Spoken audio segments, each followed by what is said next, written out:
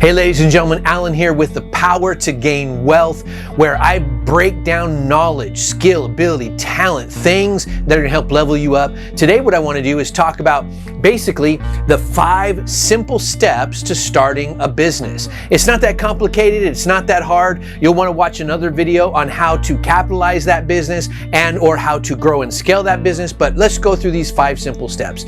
So the first thing is you gotta have the idea. It's gotta be a good idea, something that you're passionate about, something that can make you good money.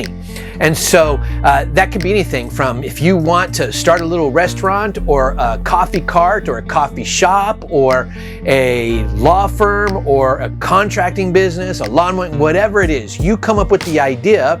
And then you have to go to the next phase, which is the research phase. Now, I cannot tell you how important this is. Now, I've started many companies in my lifetime, currently running 12 companies, and I want you to know the research aspect is probably one of the ongoing themes that I'm constantly talking to my staff about, and they have leveled up in incredible ways. But being able to really understand what is it you do, what is it you want to do, and then who is going to be your client? Is your client tiny? For example, let's say you wanted to start a construction business. Well, your client is going to be everybody who owns or even potentially rents a home if they're going to get something fixed, right? But what if you were to start a contracting business that helped people to get their licenses? Well, think about this.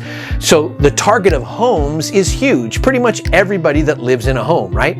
But as a person who trains up contractors, it's going to be people who don't have their licenses, who work for a construction company who want to get their license. So that's a smaller niche. That leaves out everybody that's wanting to go to college to become a lawyer or a doctor or a businessman or whatever. So the target is tiny, right? So you want to find the niche that is big or tiny. Let's say you want to start a restaurant. Well, if you're going to start a restaurant, you're going to be confined to one location, right? Until you can expand or go bigger, do some catering, whatever that is.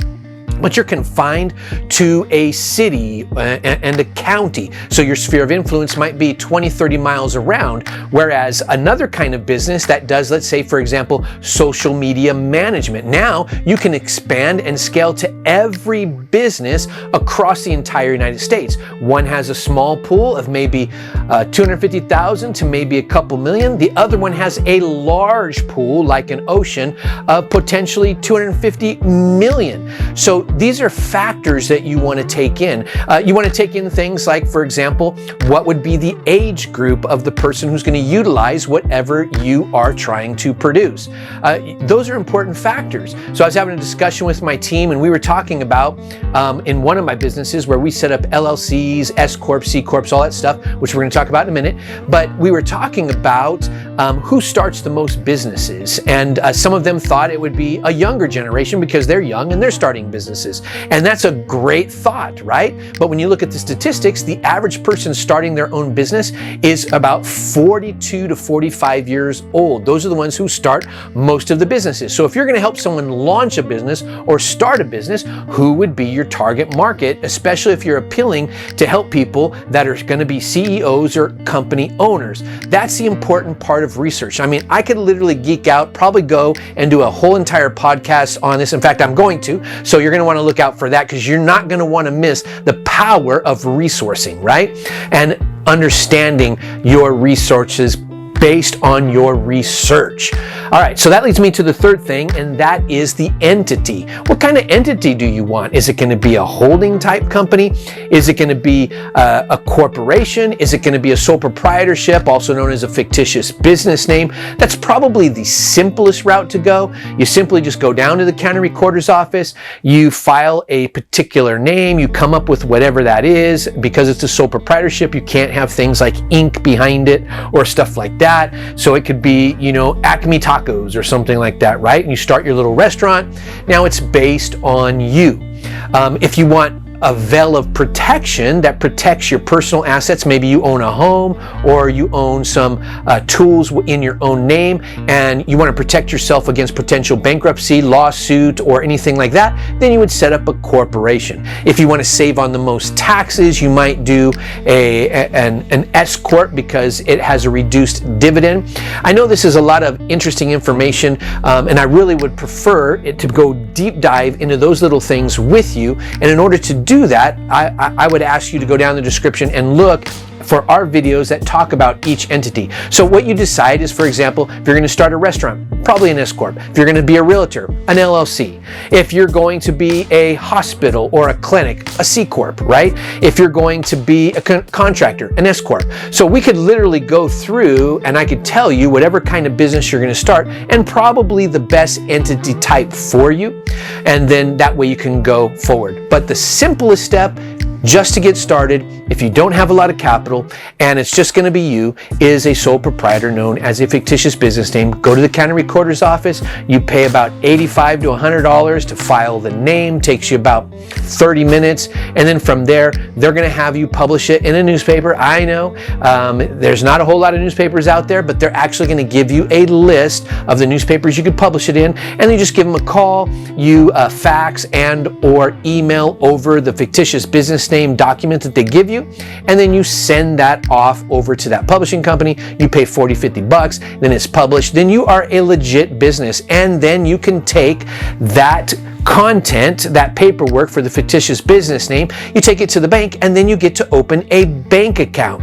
Now, when you open that bank account, because you are starting a business, they will give you credit, and they'll give you credit based a lot of times on your particular credit. Like, how is it? What are you at? You have 500s, you had 700s, you had 800. Of course, the higher your credit, the more money they're going to loan you, because the banks want to loan you money because they want to make money off the money they loan you.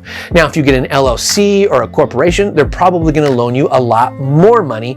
And so when they ask you questions like, well, how much do you think you're going to make in a year? Well, tell them, $1 million, and, it's a guesstimate. You could, you never know. And then they're probably going to give you a pretty good, decent amount of credit on your credit card, and you can use that money to capitalize. I'm getting on business growth. I want to stay away from that. So right now, so far, the 5 steps, let me just make sure I'm covering them with you. 1 is the idea. 2 is the research. 3 is the entity type. Now, once you decide on the entity, then you want to go get a business license. So if you're going to be like a small restaurant or a coffee kiosk, right? Whatever city you're in, you have to have a business license. Usually the question is asked, well, can I just get one license for the state or the county? Actually, no, you can't. They don't have that, so you do have to get one in every city. Is it required? Yes, it is. That means if you're working in your particular city where you live right now, whatever that is, thinking about it in your head, you have to go down to the city. You have to pay about $80 to $120, depending on the city, to get officially permission to do work within that city. Is there any test? No. Do you have to pass any bars or study for any? No, none of that. You basically just pay your money. They issue you a business license, and now you're ready to rock. Now, if you have a mobile coffee kiosk and you're going to go from one city and you're going to go because maybe there's a conference going on or hotel or whatever wants you to come out, maybe a group of entrepreneurs saying, hey, come on out to our offices, and you go to another city, then will that business license from your first city apply? No. You do have to get a business license for every city. And you have to put those business licenses in your office. If you have no office, or if you keep your coffee kiosk in a garage, then you're going to want to hang those there, right? So that's basically the 5 things you need. So really quick, let me run those by to you. You got to have the idea. It's got to be a good idea, right? Not everything produces money. Just because someone can cook doesn't mean they should start a restaurant. Probably because out of restaurants, or out of all the businesses in America, restaurants have the highest failure rate. About 90% of all restaurants fail because someone's a great cook. All their family tells them, hey, you cook the best tamales, you make the best sandwiches, you need to start a restaurant, but they don't know how to run a business, okay? The second thing, again, after the idea, do the research. Who's your target market? Who are you reaching out to? Who's going to be your client? What kind of amount of people that are going to use your product or your service? Where Where are they? Who are they? And how do you get them in? Okay. The next thing is the entity. We talked about that simplest way. Sole proprietorship. 4, a business license. And 5, the last thing is what you want to do. And that is you need some cash. So again, set up your bank account, get that credit card, use that. If you want to get investors into your program, you're going to have to do something as simple as an LLC or a C Corp or an S Corp, right? If you want to just use the resources of another individual and you want to do a partnership, then you can do a partnership. The only thing that you need to be careful of as a partnership is once you formulate the partnership, it is simple, it is easy, doesn't cost a lot of money. You sign the document. Well, if that partner encumbers you in the rent of another building and then they bounce on you and they have no money, but you do, maybe you own a house or something, then lawyers will not go after that partner because they have nothing, because they chase money. They're going to go after you, maybe force to sell the house to cause you to pay for the rents that you signed the agreement on, or they signed the agreement on that particular rental agreement.